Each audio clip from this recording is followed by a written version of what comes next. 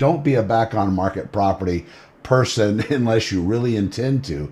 Any change in your financial wherewithal, before you have your credit run, before you see if you can get that credit card or finance anything else, when you're in escrow, make sure you communicate all of those things to your lender before you do it to make sure it's not going to affect anything.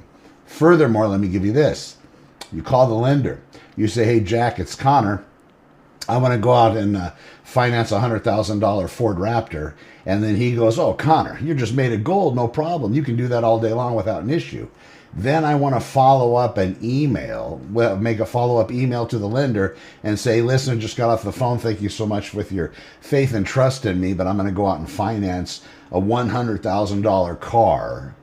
You said that I'm going to be okay staying in the real estate transaction. There's not going to be an issue with financing. I just wanted to make sure I understood it correctly. And then you might get a different response. But that goes both ways, right? It cuts both ways. If you're a person that's in escrow and it's not a $100,000 car, but you go out and you maybe try to pay something off, it could have negative consequences. Trying to finance a vehicle, you might already be tapped out with the residence. God forbid you go out and try to apply for a car loan on top of that. What they call debt to income ratio could be affected to such a point that you actually cannot continue with the real estate transaction. Do yourselves a favor, any change